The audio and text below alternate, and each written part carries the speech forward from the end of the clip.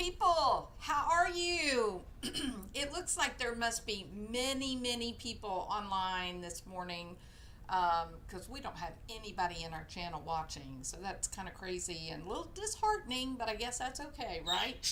Um, okay, so if you don't mind, you can share it on your social media. Maybe people will show up or whatever. But nevertheless, we shall power through. Yes? All right, get my sound right. Sorry about that. Okay. Well, so this Ethan Crumbley character out of Michigan, I'm a little bit ashamed to say that initially I kind of ignored the story, okay? And you already know why. If you're a member of my channel, or not a member, but if you're a subscriber to my channel, you've been watching me for a while, you know that I'm careful about which stories I want to pick up where the kids are related, and I have some specific reasons for that. Hold on. So, I initially, I when I looked at the Michigan shooting, I guess I was wrong, right? I was wrong in thinking this is a typical kind of story where you got a child who may not be very socially sophisticated, perhaps not really accepted by the majority of the kids. And, you know, people were bullying him and he acted out. Whether it was a fit of rage or whether it was as an act of protection, you just assume that that's what happened. And you know what they say about assumptions, right? To make an ass out of me and whomever I'm talking to. So now I'm embarrassed on the one hand to say I was wrong as could be about this story. And I'm going to cover the story in depth. Now, what was I wrong about? Well, I was wrong in a couple of I was right in a few things too, but I was wrong in a couple of things. This was not simply a kid who didn't fit in, who may have been targeted by bullies, acting out in rage or revenge or, you know, what, maybe thinking he was doing a good thing. I was wrong about that in that this was a kid who, by all intent purposes, he seemed to be able to express himself fairly well. There are some videos of a YouTube channel that he had posted. And you listen to him speak, and it's not clumsy and uncomfortable. So that right there was odd. And then, mainstream media, you guys know that's my soap. Who's got that soapbox? Who's got the damn soapbox today? I need it for a minute. You guys know how I feel about the mainstream media and the manipulation of a story. They engage regularly in misleading or molding the facts of a story, right? And this case is no different, sad to say. So Ethan Crumbley is a 15-year-old, soon to be 16, and yet the photographs that mainstream media are using are pictures of when he was a little fella, like 8 years old. Did y'all notice that? Why? Why do they do that? To sensationalize, to make you feel cognitive dissonance, that you have this small child who looks to be clumsy, maybe not, very well liked, and you want to feel protective toward him, and yet he's a monster because he took the lives of 4 very good kids, right? So the story becomes more emotional if they show the young photographs as opposed to the accurate photographs. They did the same exact thing with Trayvon Martin. They had plenty of photographs of Trayvon, his head encircled by a thick veil of marijuana smoke, automatic handguns, piles of money and drugs. He was it was an uncomfortable portrayal to a young man, but their narrative is that he was targeted for wearing a hoodie / being African American, and that was the only reason why he died. And so they manipulated, and in essence, they manipulated a nation, and they divided further a nation of people. So I think that's where they're wanting to go on this case. They're showing the photographs of Ethan as a little kid. You can hear videos that he's made when he was young, and he sounds like a brilliant kid, very smart. And we've got school classmates as well as family members who are now beginning to come out, and they all said the same thing. This is really weird that Ethan did this, because he makes straight A's. He's a great kid. He's a little odd. He likes to be alone, but he's not violent.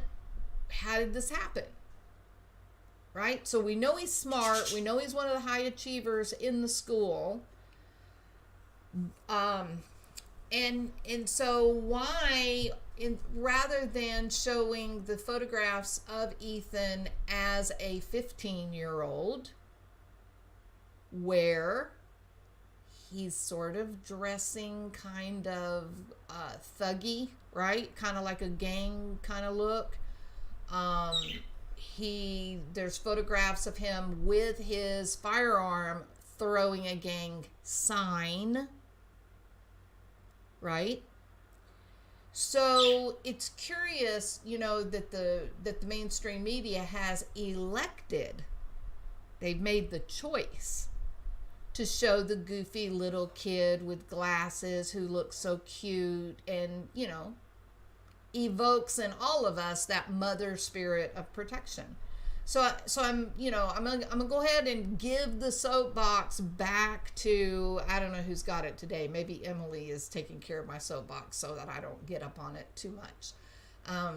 But I'm very angry with mainstream media's continued manipulation of people.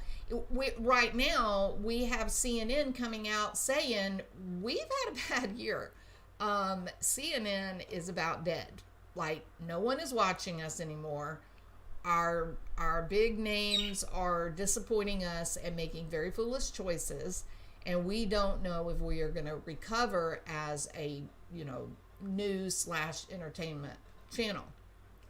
So, people are admitting, and come on, damn well that Fox News is doing exactly the same. They just seem to want to exploit political things rather than things related to kids and, shoot guns and stuff. The CNN manipulation is more targeted toward like elected officials, right? Anyway, they're all doing it. I don't think there's any saints in the group of them. I don't think any of them are going by that old adage, if you're reporting the news, you should be reporting strict fact, not your opinion, not any kind of manipulation and projection, just fact. And they've moved so far away from that with the 24-hour news cycle. I don't think any of us are getting factual information unless it's someone that's on Twitter. They're there when the event happens and they're posting stuff telling you what's happening. That's the closest thing to real news that we get in this day and age, in my opinion. Now then, Ethan, the story is a bit more complicated. To the credit of McDonald, the district attorney, the prosecutor in this case, I think she was very nervous. Her hands were trembling as she was doing her press conference. And I think that she, has done a really great thing by charging these parents. And you may be disappointed to hear me say that. It may make you angry. But when you take the time to learn the facts of this case, then you recognize, well, how do you not charge them? They were complicit.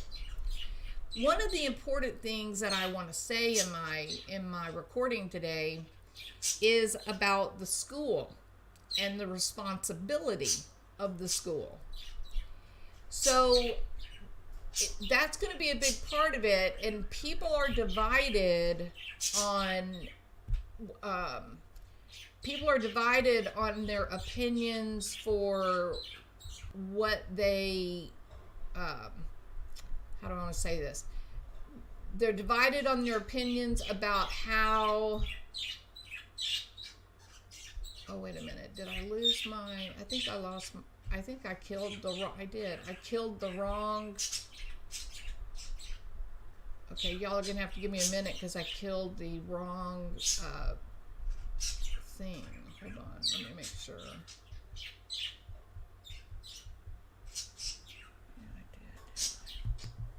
Okay, you guys just talk among yourselves as I have to correct my mistake. I just accidentally deleted something I need. Hold on.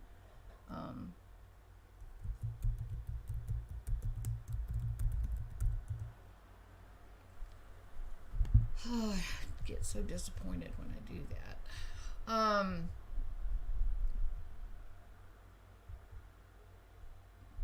Okay, so all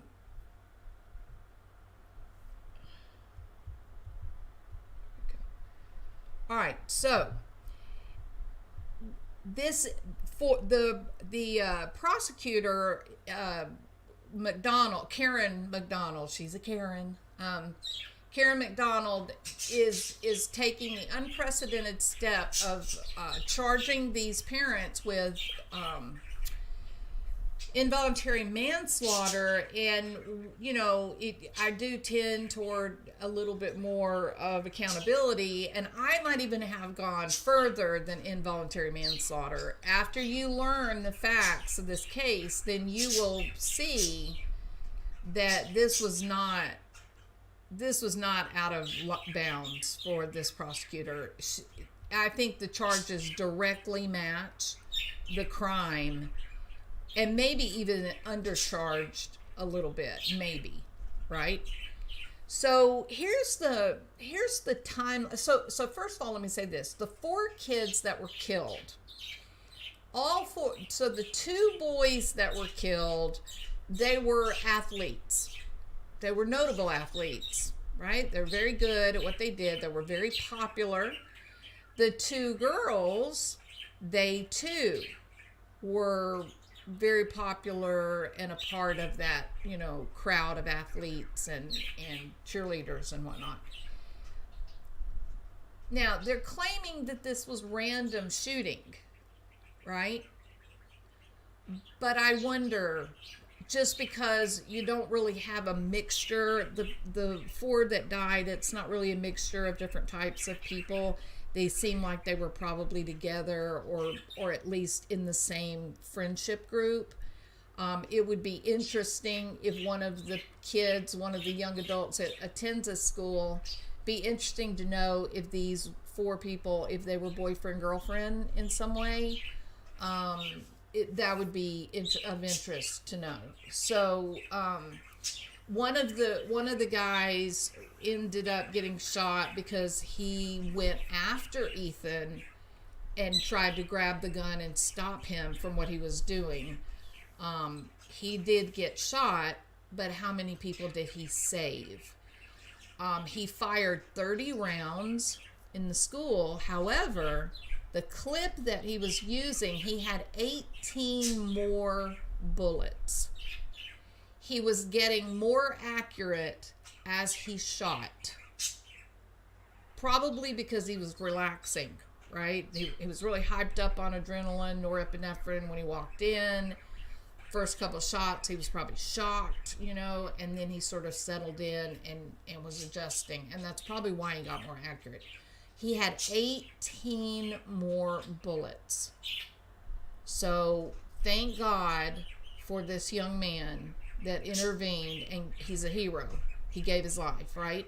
He gave his life. At his young age, he recognized someone is going to have to act, or it could be much worse. So it's quite, he is definitely a young man who deserves a memorial, a statue in his honor on the school grounds, in my opinion, because he could have saved the life of 10, 20 more kids, right? All right. So on November the 26th, the story begins. The father of this kid, his name is James. Okay? James Crumbley. James and Ethan go together to a store, and legally James purchases a 9mm Sig Sauer SP 2022. They went to the Acme Shooting Goods store in Oxford, Michigan, and they filled out the appropriate federal paperwork, supposedly followed the rules. But then that's where compliance ended. When he finished his paperwork, that was the end of it. It was all a ruse, right? Because the messaging that has been documented, this isn't guessing, this isn't hearsay, this is documented through text messages. The information was that James Crumbley said, "Here's your gun." So he goes in to buy the weapon with this young, goofy kid with him. He buys a handgun, which is easily concealed, right? It would have been safer. I don't agree with buying any of a kid this age, buying him a weapon unless it's for hunting, and that he's going to be hunting with his father, right? With an adult. Not, oh, look, here's a handgun, and now you're the proud owner, and take it out anytime you want to, and wave it around and show people, and go shoot things wherever you happen to be. No, my God, no. So he apparently immediately left the store, handed the weapon to the 15-year-old, and said, "Merry Christmas, big guy." So this all took place. This was part of the Black Friday shopping spree, preparation for holiday, Christmas, and this is his gift. And why? Here's another question. Do you typically purchase your loved ones, your kids, or your parents, or your best friends? Do you typically buy their Christmas present on Black Friday and then immediately turn around and give it to them without wrapping it? Yeah, neither do I. I thought that was the point. Don't you buy a gift, you wrap it. Hopefully it's a surprise to the child or the loved one. And then you put it under your tree, and then all the presents look really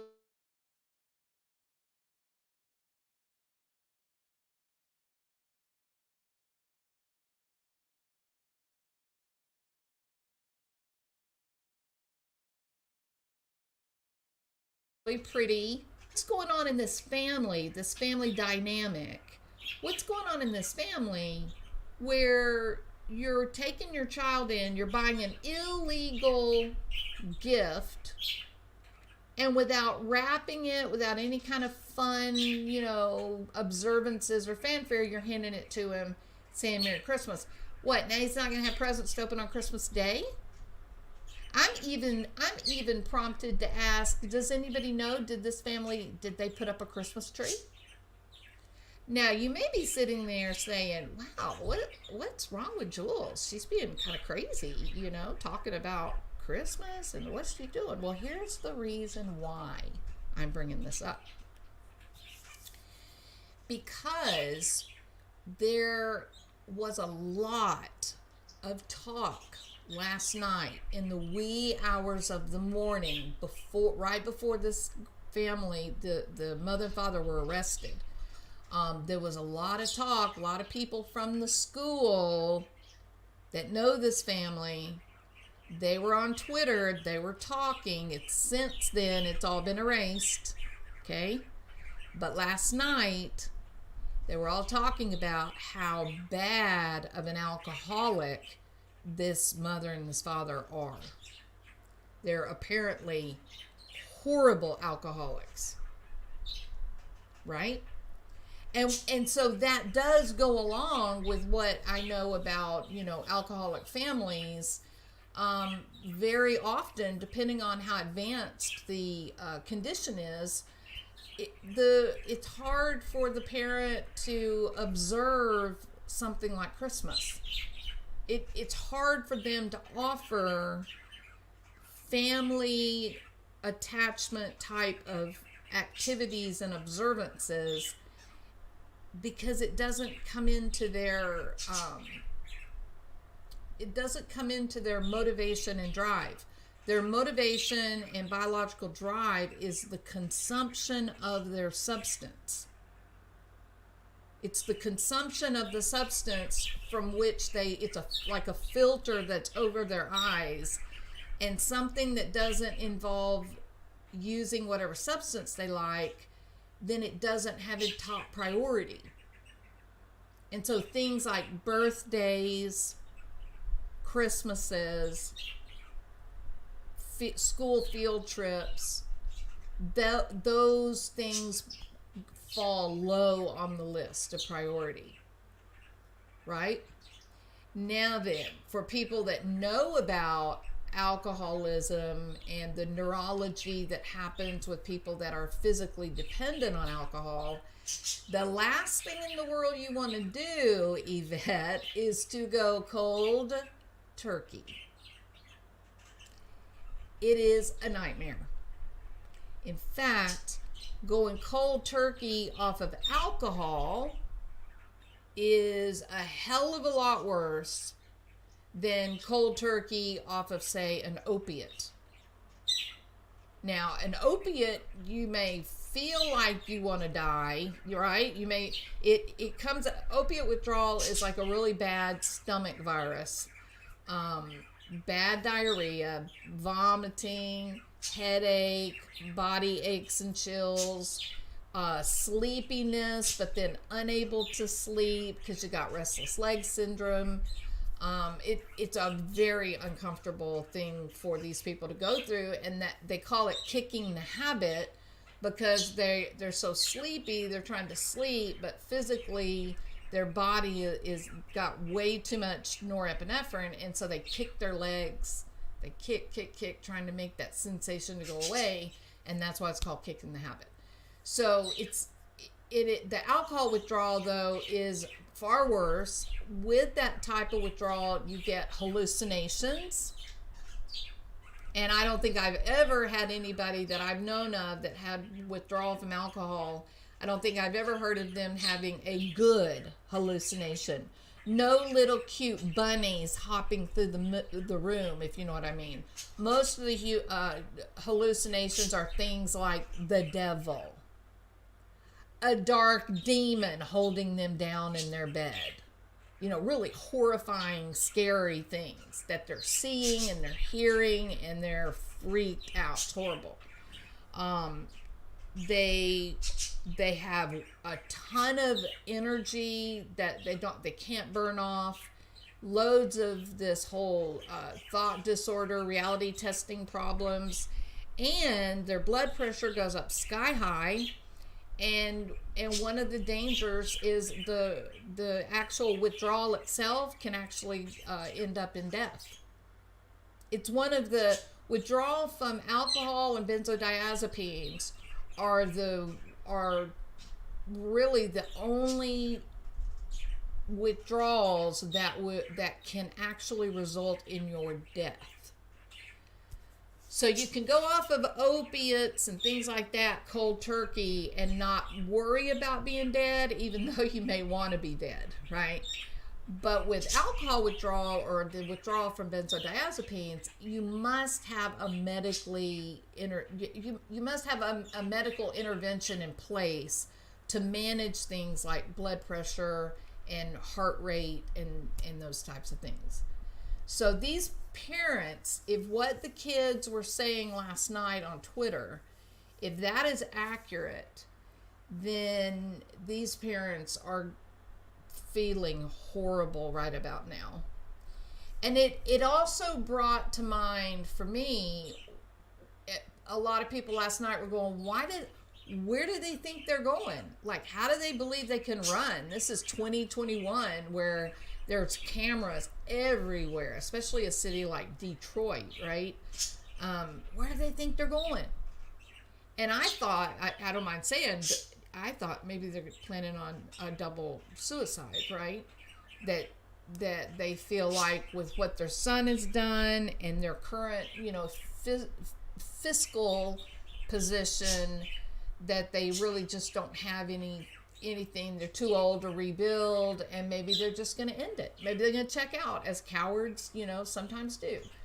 That was kind of what I thought. But at around 3 o'clock this morning Central Time, the word came out that they had found the car. That was the first bit of information that we got.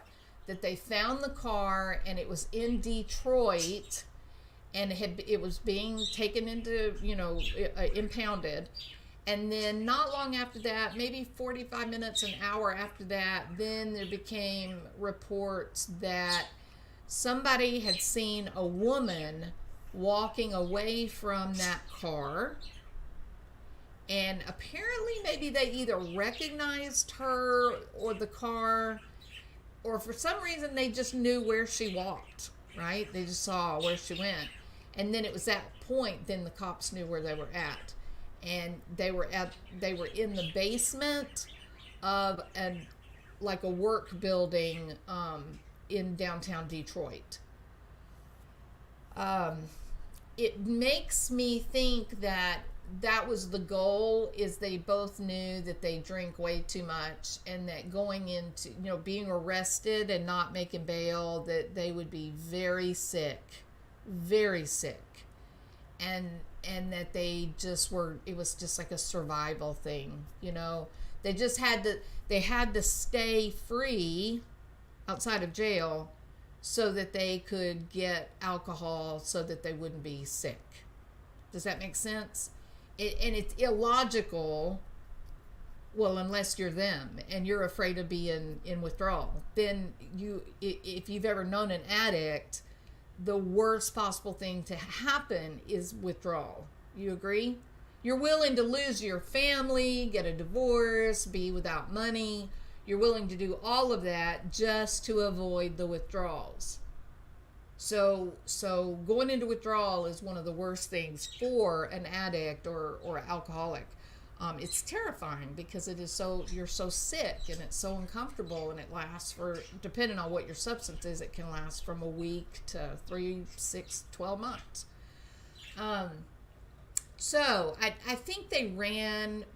I think they just didn't know what else to do, and they recognized we can't be arrested because we won't have access to alcohol, and then we're going to be really super duper sick. Now the jail, by law, they will have to give aid to them, medical aid, if they're in withdrawals, especially from alcohol or benzodiazepine, because that is a condition that can easily end in death.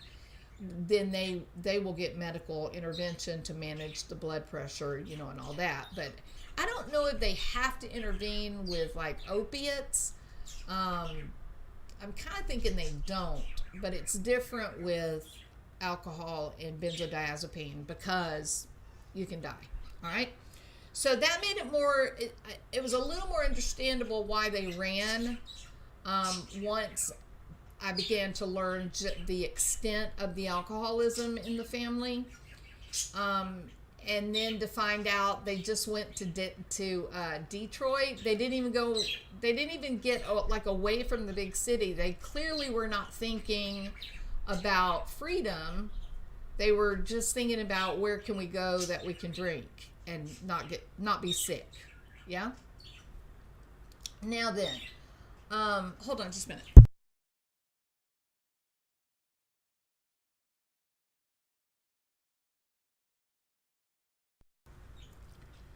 Okay.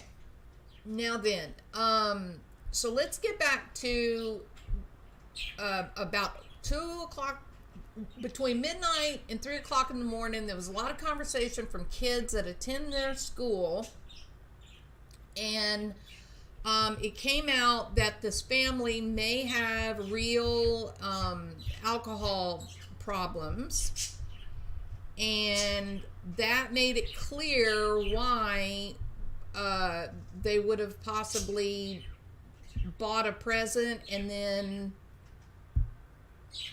bought a gift and then just hand it to their child and not wrap it, not make it festive, not make it a fun thing, right?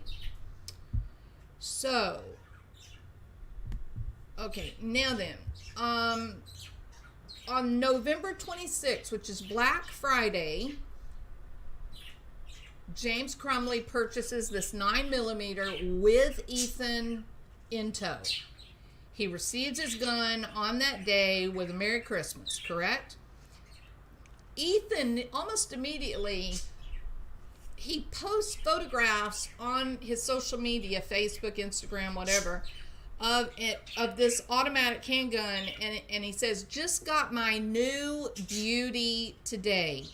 I gotta tell you, my family is full of hunters, right? Like, my son doesn't hunt, but all my brothers, all of my nephews, my dad, my husband, everybody hunts, and I've never, not once, ever heard a family member or a friend of the family say, "Ooh, just got this new beauty today." That's weird to call a gun a beauty, isn't it? So that right there sort of got under my skin, and I thought, what has this kid been exposed to that he's like almost having like a love affair with a firearm? Like, who did that to him? Who put those messages in his mind? His caption, just got my new beauty today, that showed the firearm. There was also heart emojis around it. You know, like a girl will say, "Ooh, Matthew McConaughey," and then put little hearts around it, right? Well, this kid, this 15-year-old, is doing it with a gun. It's weird. Now, the next day, old Jennifer gets into the mix, okay? And she puts up a photograph, or not a photograph, but a comment saying, "Mom and son time today, going to test out, his new Christmas present." So right there, this family is teaching this kid to disregard rules. Yeah. There's laws out there, Ethan, but they're not meant for you.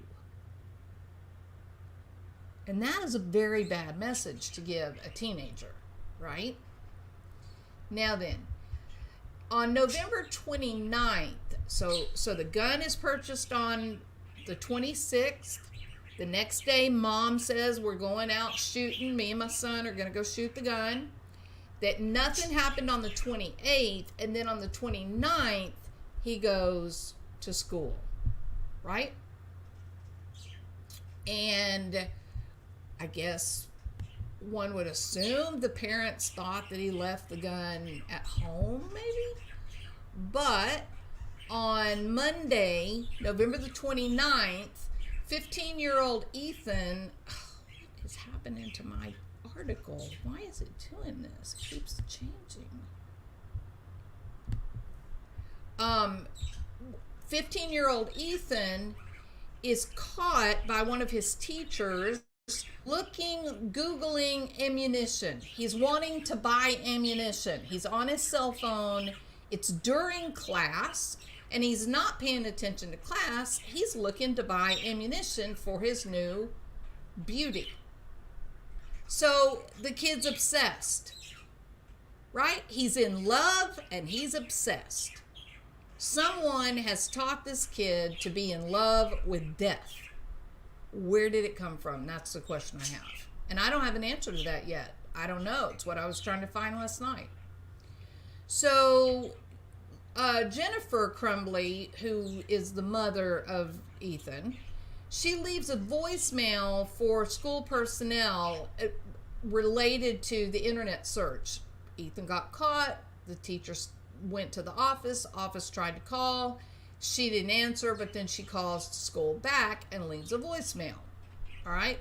And then there was an email shortly thereafter by the school, and the school never got a response from these parents. That was on Monday, November 29th. So I want you to put yourself in this position. You get a phone call from the school of your 15-year-old saying, yeah, how y'all doing? Okay, so your child was caught today in class looking for ammunition, to purchase ammunition. We need you to come up here and meet with us, please. Are you going to ignore that? Or are you going to be seeing red and can't wait to get there and confront your kid and say, are you mad? And the next thing that I would do, probably before I even went to the school, I would tell my husband, where is the gun? If he is so obsessed that he cannot go to school and pay attention to his classes because all he can think about is that weapon, I want the weapon now. I want it in a case that is locked and he doesn't have a key or the combination. Correct? But they didn't. They didn't even respond to the damn school. It just went by. That day just went by with nothing, right? Now, later after the shooting, the cops did get the phones and whatnot, and they did find out that even though the school contacted Jennifer and said, your kid's looking to buy ammunition online, she sent Ethan a text jokingly laughing, ha ha ha, LOL, I'm not mad at you for using his cell phone during class to buy ammunition. I'm not mad at you. You have to learn not to get caught. Okay, excuse me. So, lesson number 1. Yes, there are laws, but they're not meant for you.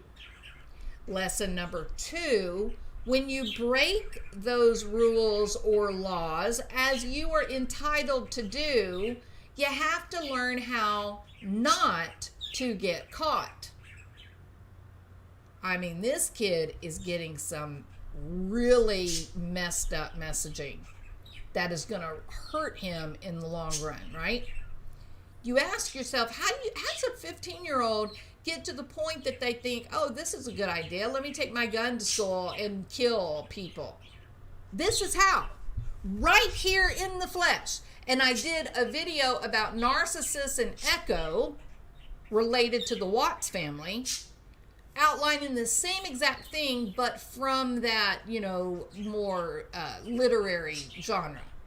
But it's the same exact thing. Your kids don't wake up one day and go, oh yeah, I'm a killer. That's not how it happens. It starts early in life with the early messaging of, there's no boundaries. You don't have to observe any boundaries. You can do whatever you want, even if you hurt other people. Yeah, you just got to figure out what you want, and then you got to do it. And according to Miss Jennifer, Ethan's mom, you also have to learn how not to get caught. So these parents are intimately a part of the death of those 4 kids and the countless others that were injured. They were actively, in the days leading up to the shooting, they were actively molding his thoughts. Now, on the 30th, Tuesday, a teacher at Oxford High found the note that seemed to be Ethan's note, She was weirded out by it, and so she took a photograph of it with her phone. Now, it was a good thing that she did that because Ethan tore up the note when he got found out, right? So he tried to hide the evidence, but this teacher had the foresight to take a photograph of what the kid had written. Look, I was a teacher for a long time before I got my PhD and started a different career path, okay? I'm going to tell you this right now. When you become aware that there is a student that may have a problem of some sort, whether it's a personal mental health issue, whether it's related to problems in the home, whether it's related to issues of bullying, that kind of thing, it all becomes document, document, document, document, document. Same thing medical.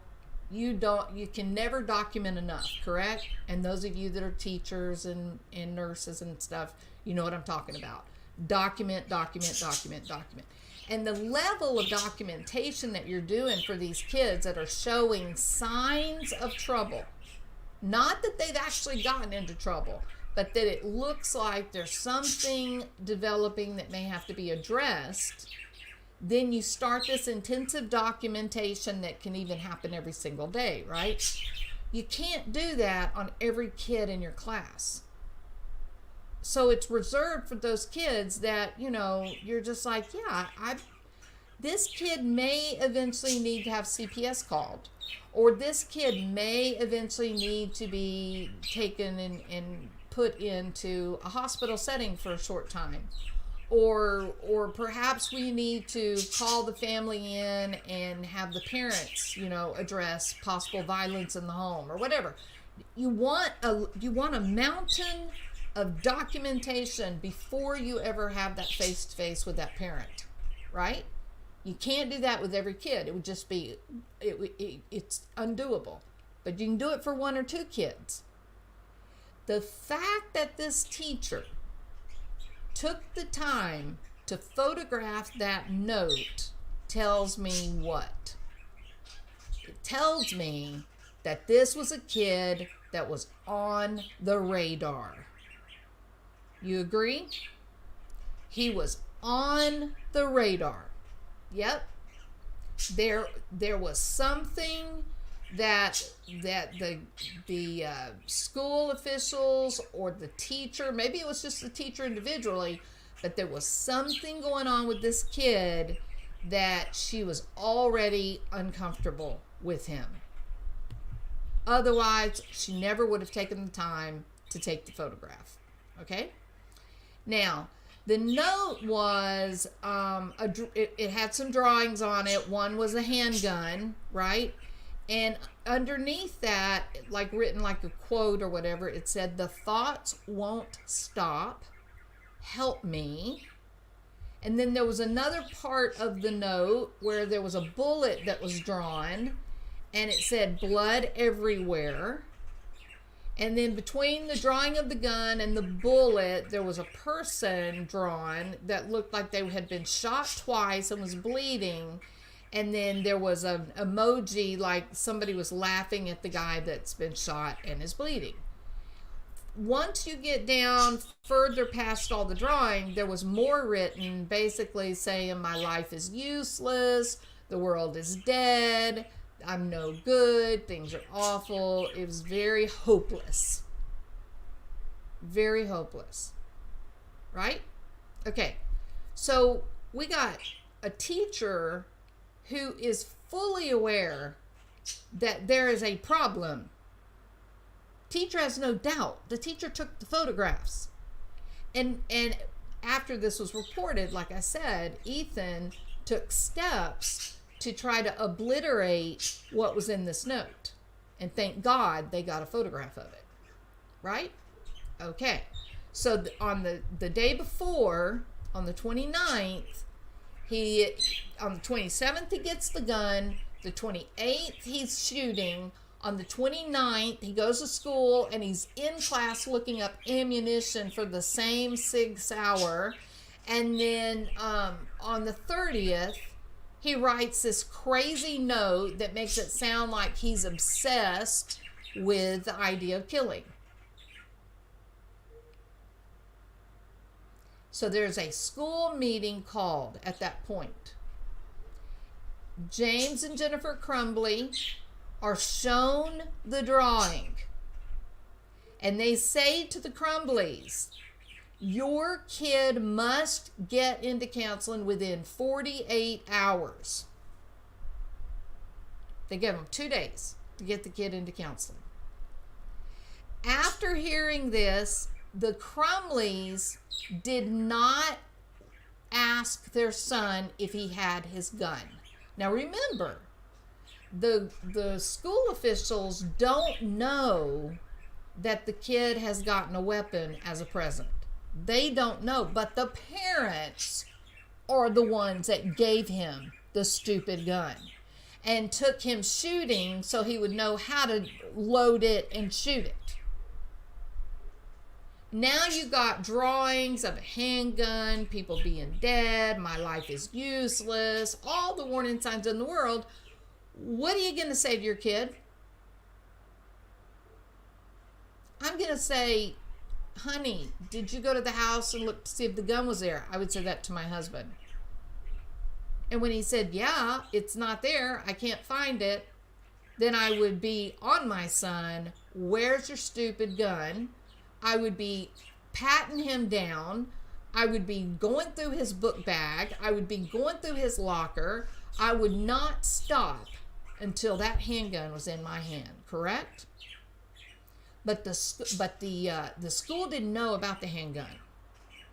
And neither the mom or the dad said a word about this handgun, not a word. Wonder why? They can't be that dumb not to connect his new handgun with the drawings. They just cannot be that dumb. So it does bring to mind some horrifying thoughts, such as, were they wanting him to get in trouble and get sent away? Maybe they didn't want him in the home anymore. Maybe he was too much trouble for them. Maybe they were afraid of him. What the hell are you talking about, Jules? Are you crazy? No. What was it that mom texted to him? LOL. No, I'm not mad at you. You just have to learn how not to get caught. Maybe she was afraid of him and what he might do. I don't know. It's just a guess. I'm just brainstorming. Okay? So after the meeting, they said you got to have your son in counseling within 48 hours. Not a word about the gun is mentioned. They don't look for the gun. They don't ask about the gun. But the dad went to the house and looked and knew the gun was missing. They knew it. And later on, the mom sent a message saying, don't do it to her kid. Don't do it. So, look, it's pretty crazy. Okay, there's a lot going on. They should have at least been able to think he might be up to no good. So the school wanted them to take Ethan with them. The school did not want Ethan to return to class that day, but for some reason, the parents resisted. They wanted him to stay at school. I mean, this is going to be, you remember how Alex Jones treated the whole Sandy Hook thing and said like it was a false flag or in what, wasn't real or something. This story is going to get the conspiracy theorist all riled up because the parents seemed almost like they wanted him to be at school in this condition, like maybe they knew what was going to happen. I don't think so. I think they just did not want to be bothered. And if what the kids last night, if what they were saying was accurate, that this mom and dad were well known as being big alcoholics in the community, maybe they just wanted Ethan out of their hair so that they could go to the bar. right? Maybe they just didn't want him. Maybe they felt like they were having to be at that meeting, that the school was interfering with their fun time. I'm just guessing. I don't know. Now then, about 1 o'clock on that day, the day that they had this meeting, the day that the horrible note was found, the day that the parents didn't ask, hey, where's the gun? The day that the mom sent out a message, don't do it, Ethan. That day is the day of the shooting. It's craziness. It's insanity. Parents refused to take him home. School said you got to have counsel within 48 hours. And yet the school let this child return to his classes and never looked at his backpack. Why? I'm going to tell y'all this. The school is well within their right, and it would have been a mandate that with the fear, the threat of violence, which clearly the drawing could be considered a threat of violence, with the threat of violence, law enforcement and school officials can and must enter the locker and the book bag. They must look for weapons or contraband. They must. And they didn't. So even though people say, yeah, but they didn't know that he had been given the handgun, but that's not what I'm talking about. I'm talking about with the ammunition, trying to purchase ammunition from the day before, with the note that was written, the drawings that were on it. From that moment, the school was required, as oversight for the safety of the school population, they were required to investigate the chance of a deadly weapon being in that school. And they would have started with the locker, the book bag, and the cops would have come in and frisked him. Now, I'm truly amazed that the school did not mandate that the parents take this child home. I'm in shock. I'm in shock, literally in shock. Never seen a situation where parents can go, well, I know you want me to take him, and he's being all creepy and dark and weird, but I don't have time for him today. Sorry, but I got things to do, people see. You know what I mean? You're the guy that's principal. You're the one that's supposed to take the kids during the day, not me. I'm just a alcoholic woman looking for a good time. So do your job and take my child and don't bother me. I got things I got to go do. Right? That's kind of, and the school said, oh, okay, well, yeah, I guess you're right. We're the school. Yes, you're correct. It's amazing to me. Now, you may be saying, but Jules, what could they have done? I mean, if the parents refuse to take the child, what could the school have done? They can't just put the kid out on the road and say, get out of here. Well, here's what they can do, and this is exactly what they should have done. And any of you guys that may be associated with a school, please remember this in the future, okay? Because this is across the United States of America. Now, each state, the laws on violence, domestic abuse, healthcare, and neglect, the laws are a little bit different across states, but they essentially carry the same idea, okay? And it is this.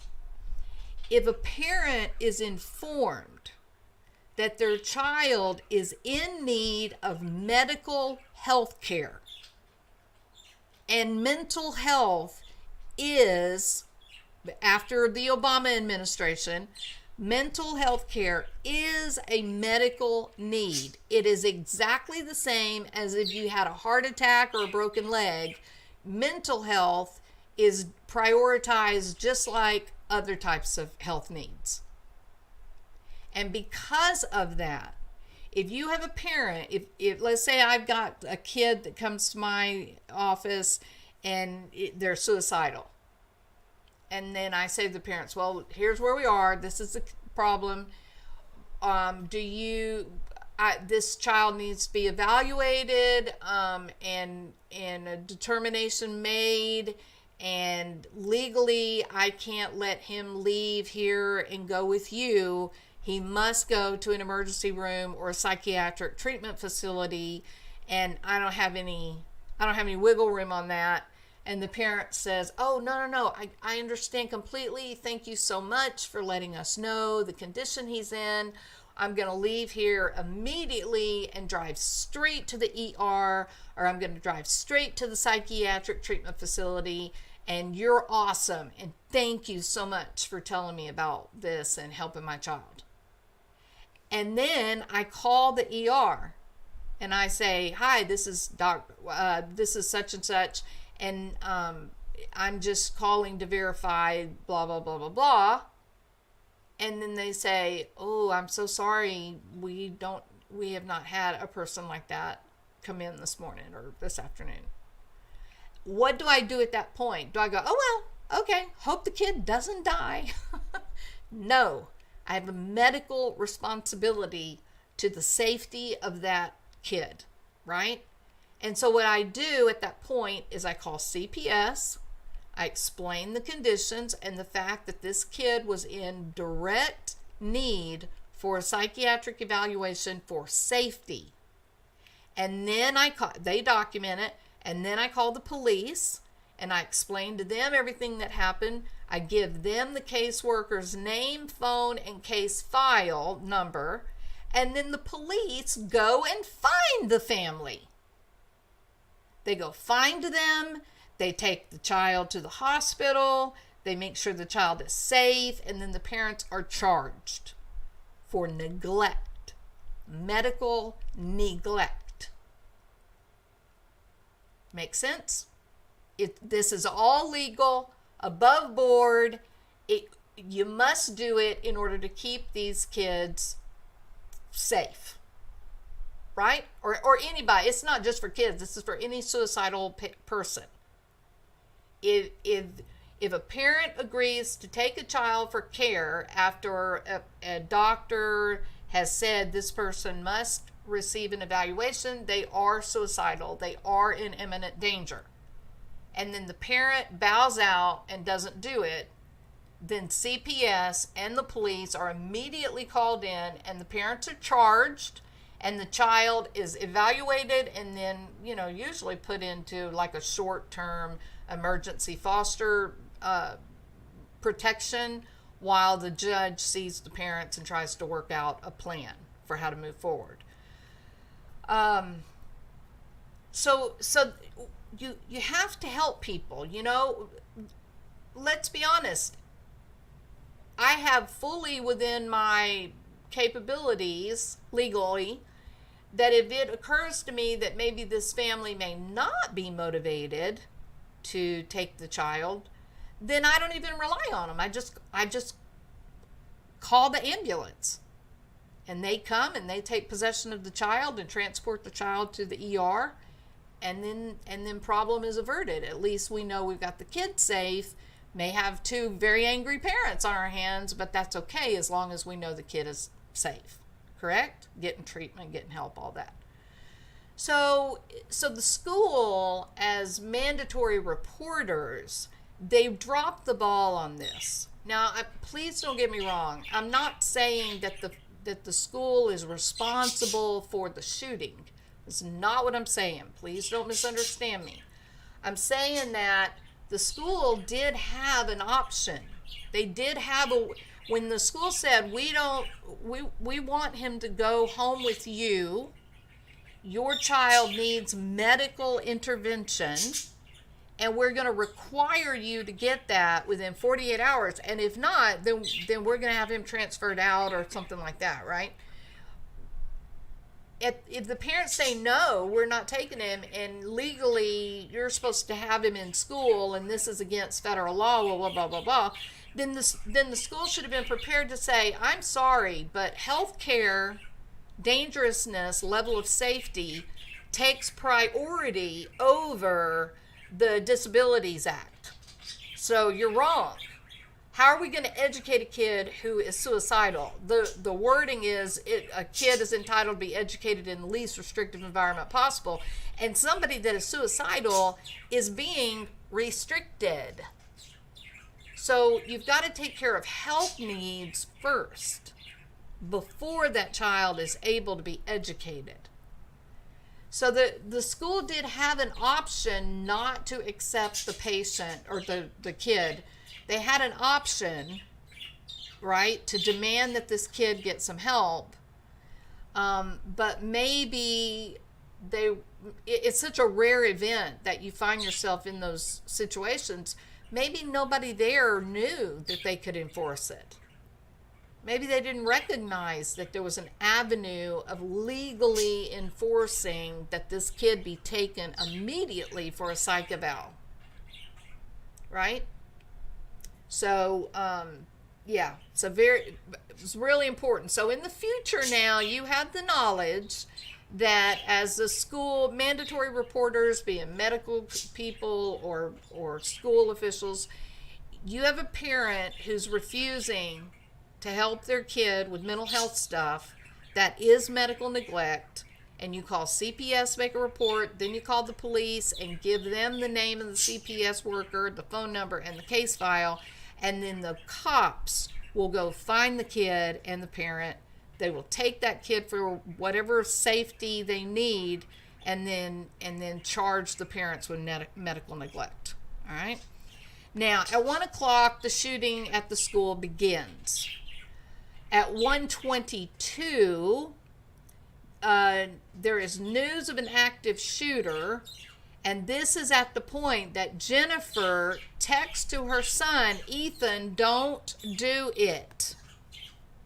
Well, they're already having shooting, Jennifer. Did you not know that you gave them a gun 2 days before, 3 days before? Did you not pay attention to the letter that he wrote, Jennifer? So then 15 minutes after Jennifer says, Ethan, don't do it, James Crumbley then calls 911 to say, hey, it's 1:37 in the afternoon, and yeah, my gun has gone missing. I think my son might be the shooter. Jesus, what?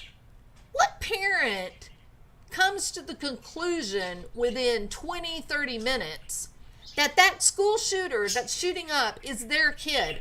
Last time I checked, most of those parents are in such horrible denial because they are horrified. Right? Dylan Roof's mom, Klebold's mother, they still to this day have moments where they find themselves, their brain trying to ignore or say that it didn't happen the way that they know it happened because it was all on video, school video. So denial is kind of is what the normal reaction is for families. But you got this mom and dad, 1 o'clock the shooting starts. 20 minutes later, she's on the phone, Ethan, don't do it. And then another 15 minutes later was probably her calling the dad going to the house, seeing, and 15 minutes later at 1:37, he's calling 911 saying, my kid is the active shooter at the school. Crazy. Absolute insanity. Right? Was her text telling him not to turn the gun on himself? I don't know, Yvonne. I don't know. Maybe, but I don't know.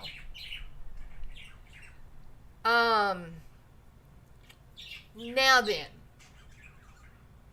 the parents get an attorney, right? The kid is taken into custody. and you got 3 kids that were declared dead that day, and then one of the boys was declared dead the following day. He survived a little bit, and then he was gone. There's also dozens that were hurt. They were shot, but they didn't die. So then the rumblings come out that the district attorney's office, they're looking into possible charges against the parents. And I guess that scared them. They got an attorney, right? Then the next day, Karen McDonald, the prosecutor, comes out and her hands are trembling. She knows that she's going to be looked at by millions of eyes doing something that's never been done before. But in my opinion, she's right on.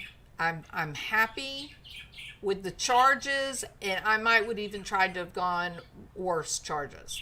So I'm happy with them.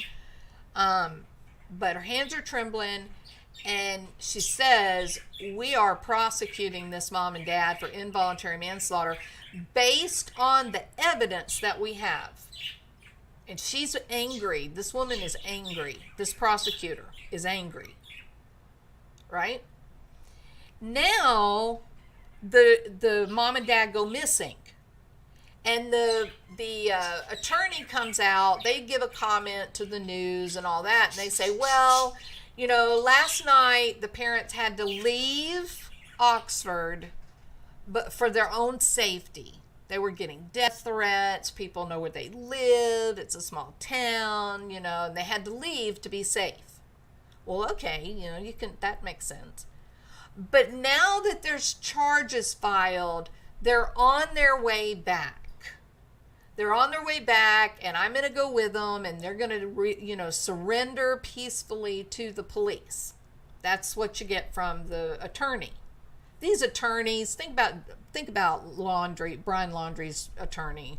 I'm talking about the family's attorney. They're just gross, right? They're just gross, and maybe it's their job, and maybe I just don't understand that, but it just seems like they could have a little more integrity, right? Anyway, so she says they're coming back, yada, yada, yada. And then it's time for the arraignment of Jennifer and, what's his name, James. And guess who's not there? James and Jennifer. They didn't show up. Well, now everybody is really freaked out. They're like, oh my God, they're on the lam. It's crazy. They're on the run.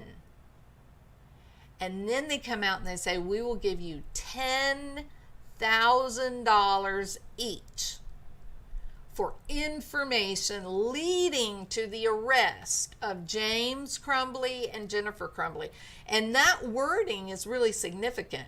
$10,000 for info that will lead to an arrest. Not $10,000 for the delivery of the person.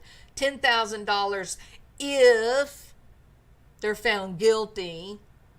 It's just, give us some information. Tell us where they are. Tell them the last time you saw them, and we're going to give you $10,000. It's the lowest standard, and it's the type of wording that generates the biggest response from the public. So they were serious about not letting these two get away, and $10,000 on each of them for any information whatsoever that would lead to an arrest. And then shortly thereafter, within about 4 or 5 hours, they found the car, which was a Kia. They found it in Detroit. And then there was a woman that was found who saw a lady that had been in the car and was walking away from the car and somehow managed to see what building she went into. So the cops knew it was a high-rise building.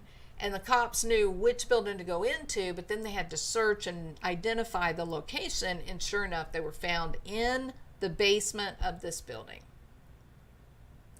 When they were led away, but both of the parents are said to have been in great distress. That was the way it was worded. Great distress. One of them, the head was bowed and they were sobbing. Okay? And I think, because I'm cynical, I suppose, I think they were thinking about how sick they were about to be. Right? Maybe. All right, so now that you've heard the stories, the facts. Oh, I got one more bit of information. So there is a brother. There's also a little sister, but there's a brother, a half brother, who lives in Florida. Right? The half brother's older than the 15-year-old. He shares the same dad. So they have two different mothers, but the same father. All right? James is the father of, I believe his name is, what is his name? It was Ethan and, anyway, I can't remember his name right now. So, but they shared the same dad, two different moms. The kid lived with Ethan and Jennifer and James for many years. He had really only recently, like within the last year or so, he had moved down to Florida to be with his mother. What prompted him to leave Michigan and go live in Florida with his mom when he had previously not done that? He had been with his dad the whole time. Well, her name is Jennifer. And she was very difficult. According to Ethan's older brother, she was a harsh woman. She was chaotic. Life in the home with Jennifer was miserable for the brother of Ethan.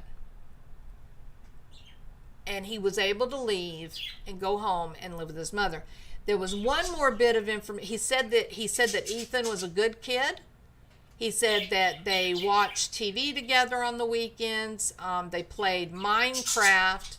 He said that he and Ethan spent most of their time talking and being together, that they really didn't have much conversation with Jennifer and the dad.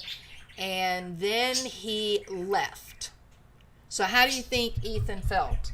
If that was Ethan's only friend, was his half brother.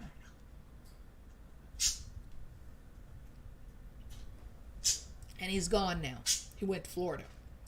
But crazy Jennifer is still there, raging and doing all the things that, people do. Abusive people. And then his dog died. So Ethan's dog died. So you've got a kid who within the last year, he was living in a very difficult home. And if the rumors are correct, it was an alcoholic home where it appears that the mother was kind of in the decompensation period. She was very bitter. She was very angry. There was a lot, hard to get along with lady. The dad is described as being kind of weak, that he didn't cross Jennifer. Whatever Jennifer said, Jennifer got. The dad didn't stand up to her. The dad didn't do anything. And even more important than that, anything that Ethan wanted, Ethan got. He just needed to be out of their hair. But they'd give him whatever he asked for, but then they wanted him to leave him alone. Right? Uninvolved parenting. Okay? Poor attachment. It's called insecure attachment, and it breeds a whole boatload of personality problems. So, the kid is living in a home where he's pretty much on his own. He doesn't have any friends at school. He's getting his identity is becoming attached to this gangster kind of thing. His dad and his mom are training him that it's his right not to follow laws because he's special maybe, has no boundaries. And then he loses the one and only person that he has that's nice to him, his half-brother. And then shortly after his half-brother died, his little dog died. So the kid is now really alone. Like, he truly is alone. Parents are out drinking. Mom's angry. The brother's gone. Now the dog is gone. Ethan's, what did he say? I have nothing. My life is no good. The world is dead. He probably did feel those things. If someone had taken the time that day to talk to this child, to say, what's this about, kiddo? You got to tell me. I'm here to help, but I can't help unless we can talk about it. But let's do it. This could be an opportunity to getting on the right path. So let's do it. Let me help you. Right? Instead of doing that, they talked to the parents. They said, you got to get help within 48 hours. And then they refused to send the child home with the parent. And this was, in fact, a kid that was in trouble. This was a kid that needed intervention. He had a lot of loss, right? There was a great deal of loss in a short period of time. He had no support structure in place from his family of origin.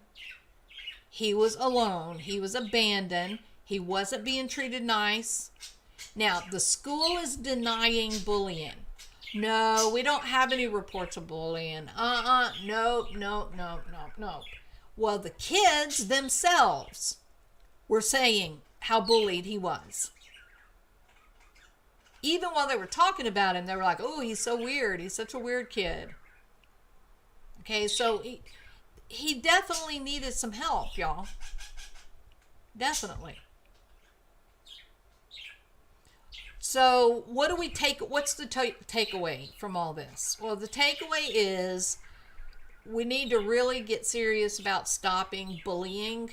We really shouldn't accept it on any level. We shouldn't accept it among adults on YouTube. We should not accept it in the community. We shouldn't accept it at work. We shouldn't accept it in the school system.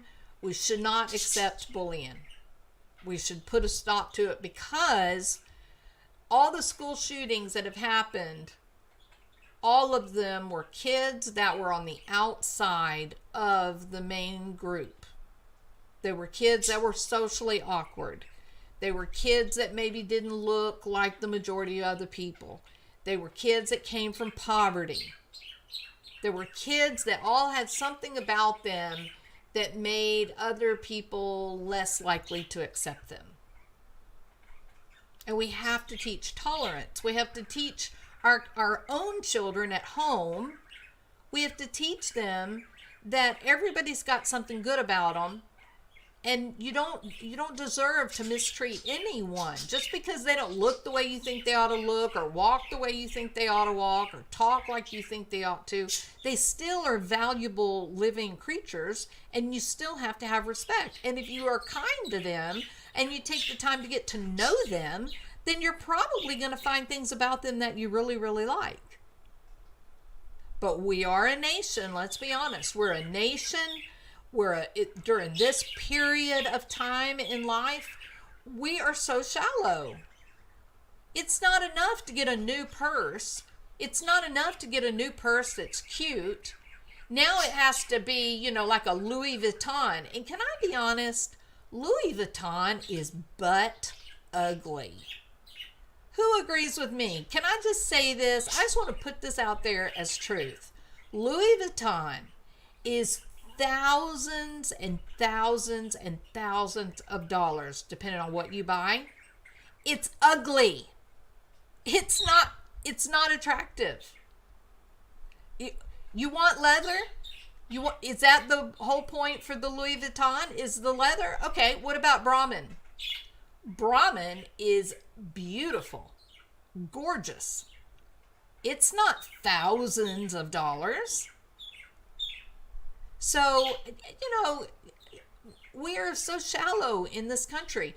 People buy purses and they buy certain kinds of jewelry, not because it's worth the price tag, but as a symbol of, I have so much money, I can just waste money on this ugly purse. Right? That's basically what people are saying when they do that.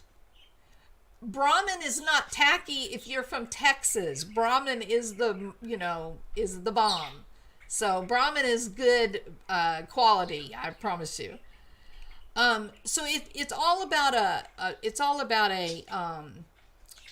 a symbol of, I'm so wealthy that money is not an option, and I prove that by wearing notable name brands that are not particularly high quality or good design. They're just ostentatiously expensive. And I want you to know how much I'm able to pay for my, Gucci boots, even though Gucci boots are the bomb. Okay. Lily Pulitzer too, but Gucci's awesome. All right. So, we're very shallow in our culture and during this period of time. And our kids that are in our families, they are watching us. We're the first line of education, and they are watching us to find out what it is that they should value. And if you're teaching your little kids that money and appearance and what you drive, those are the things that define how good you are as a person, then you are setting your child up to be a bully. That's the truth. There are some people, listen to this is horrifying, really.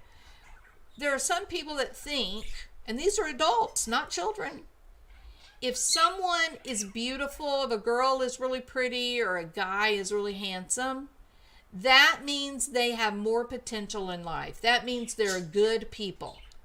But if you're not considered beautiful, you're not considered handsome, then you're kind of throwaway. Oh, you committed a crime? Oh, well, you're physically ugly, so of course you committed a crime.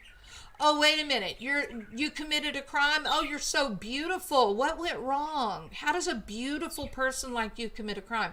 That's how shallow we've become in this country. We got to remember, looks have nothing to do with the value of a human being. Nothing. It's the internal that is valuable. It is the character that is valuable. It's the talent. It's the expression that is what makes us who we are. Not what our hair looks like, for God's sake, and certainly not what kind of purse you carry. So according to the kids from the school, he was being bullied. The school is denying it. Why? Because they have a law that the school has to intervene in the cases of bullying, and if they don't, they can be held legally liable. So they cannot take the chance to say, oh yeah, he was bullied. They must deny it. But the kids from the school, they report he was bullied. All right? So, very complicated case, horribly tragic. If you look at it from both sides of the coin, awful, a nightmare. So much to learn from the case. What the school, how the school could have responded better by demanding that the parents take the child immediately to an ER or a psychiatric facility for an immediate evaluation, right? And they can do that. As mandated reporters, the school can do that. The school did not have to let him back in the classroom, period. The parents, if your child is drawing pictures of dead people, it's time to slow down and give them some attention. It's time to ask some questions.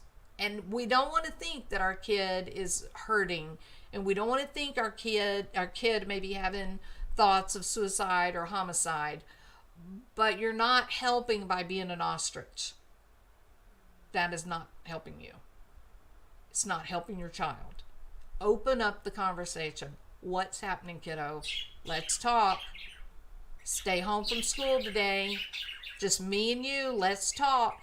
Let's see what's going on here. Right? The parents, I'm sorry to say, they were aware because they responded immediately that it was their child. They were fully aware of the problems that he was experiencing. Be aware of those people in your family, your community, your school, your place of business that are recently divorced. They're alone. They feel alone. They've lost their identity. They're hurting. They could use a friend.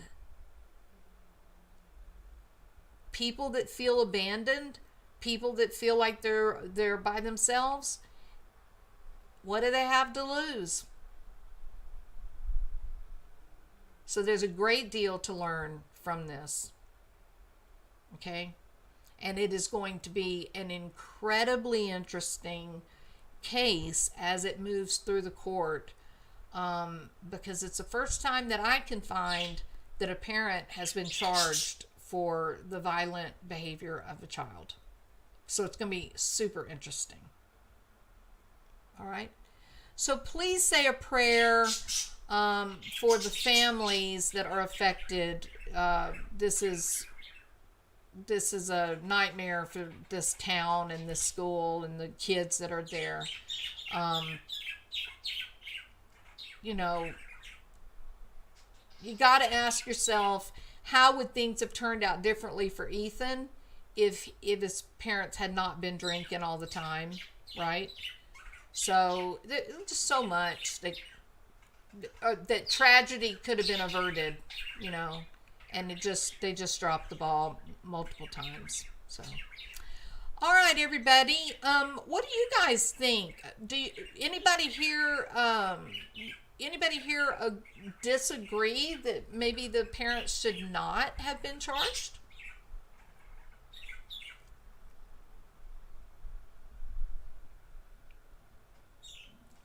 Patriot Angel said the preschool teacher said that he was not a problem. Right? That lends to the idea of the environment. And if you've got parents that are not involved, that they're gone all the time or drunk all the time, it has a tremendous toll on the kids. Absolutely. Thank you, Dee Dee. Jules, I need to know, do you think he should be charged as an adult? Yes. I do think he should be charged as an adult, and the reason that I think he ought to be charged as an adult is that he is nearly 16. If he is charged as a kid, then when he turns 18, he's done. That's it on punishment. So at the most, he's going to get a year or two in jail if he's charged as a child. So that's why they need to charge him as an adult.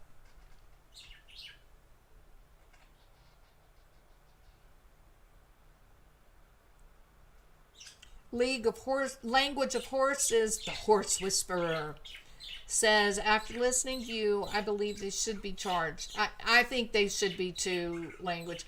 Yesterday, when the news was breaking that they were charging the parents, I was very surprised. I didn't know where I stood. Like, I was thinking, this is kind of crazy.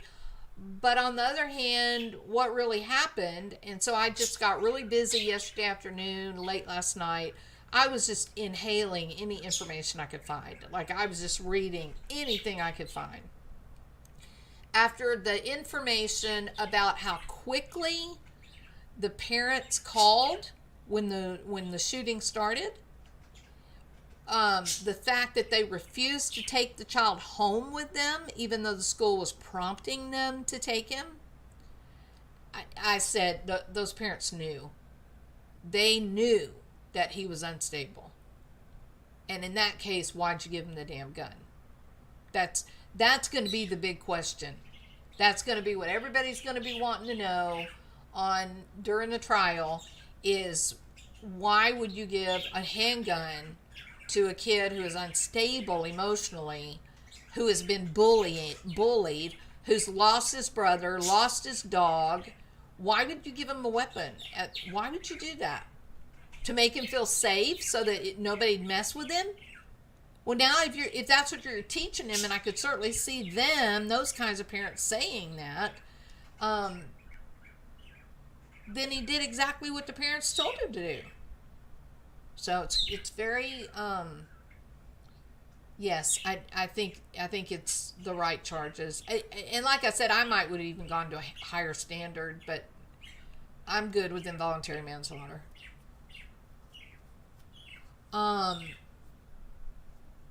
The text messages and literally buying him a gun and using Minecraft as a babysitter, all factors. 100% agreed, Justice Janney. Absolutely. And the fact that on the 29th, the school could not get the parents to respond about the ammunition. And then I guess with what happened on the 30th, I guess the school was just like, hey, get your butts down here now, or your kid, we're calling the cops. You know, they must have really turned up the heat to get the parents to respond on that day. But even then, they didn't ask him where his gun was, and they refused to take it home with them. It's crazy story, truly. And I do feel for the school officials. I just think they really did not know that they could enforce taking that kid for a psych eval. I think they just didn't know that, right? I think had they known it, they would have absolutely acted on it. So maybe the school system may need a little bit of extra training for what do we do when we have a violent kid or a suicidal kid.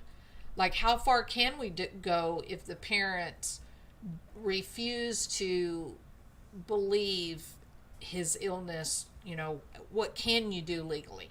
Because they were absolutely well within their rights to call in CPS for medical neglect and then have the police pick the family up. They were well within their medical rights to do that, or their legal rights to do that. This case reminds me of my daughter and how she responds to her mentally ill child. It's so unsettling. It is so hard, Diane. And look, we love our kids, right? We love our children. We do. Some kids are easy to manage, and other kids are very difficult to manage, but we still love them. We still love them. And it can be hard in the case of mental illness. It can be really hard to know the right way to respond to our kids that may be struggling, which is why it's so important if you have a mentally ill child, it is vital that the parents of that kid have a therapist, have a psychologist of their own, so that they can get good guidance when the kid is going off the rails. So they're not inadvertently rewarding bad behavior or violent behavior.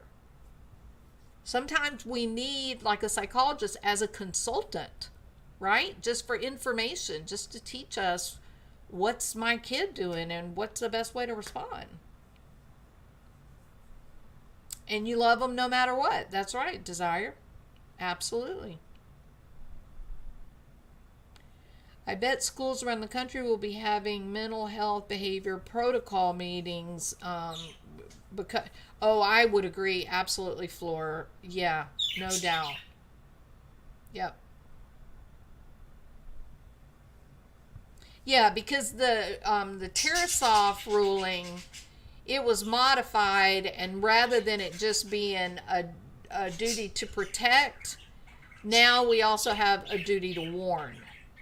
So in this case, Tarasoff would have been applicable because it wasn't just about the safety of the child, the individual. It was about the safety of every person in that school.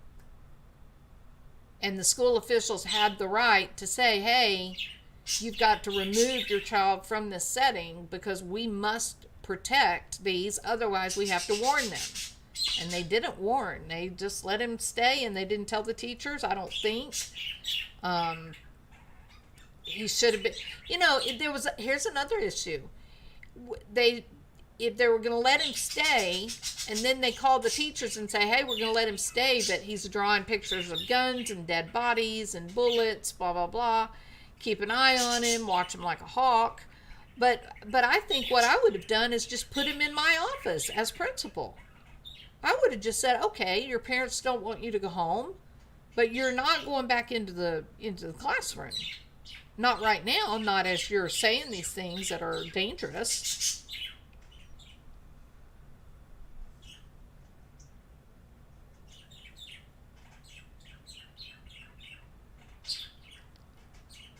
I read that the kids died in the police car. Is this true?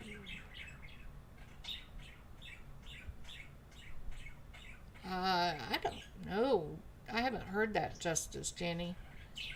Somebody is asking for a membership link. Thank you so much, Margie. I appreciate that. If you're going to join the channel, that's great. That does bring up too, we're going to do a membership live,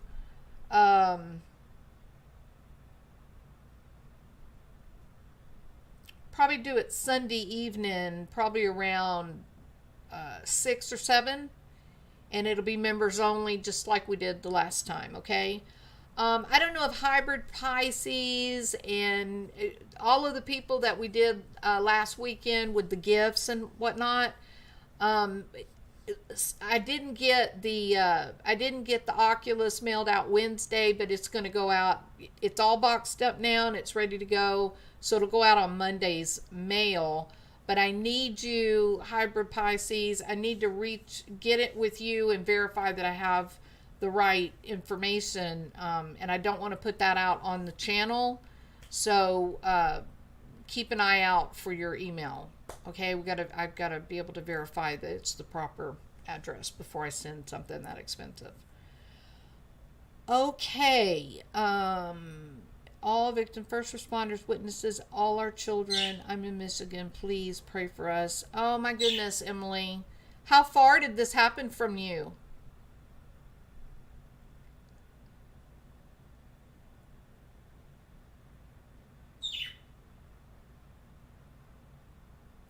Emily says that one of the kids did die in the police car.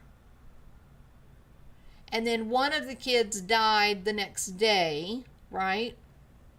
And then I guess the other two must have been killed, like, in the school.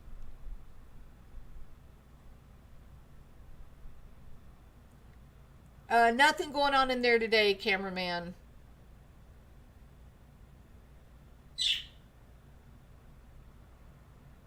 It's a lot of craziness, really. Absolutely. Southwest. Okay. Okay. Hey, BBT. Welcome. How are you?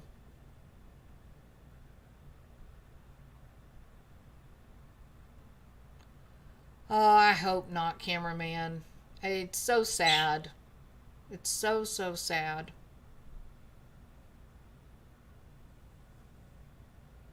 Crying over spilt milk? Well, I'm not crying, cameraman. Are you trolling? My daughter is named Juliana. Beautiful name. Very pretty. Absolutely, Flor Marina. It's just important that people realize that you can demand for somebody to get mental health assessment. You can demand that for safety purposes.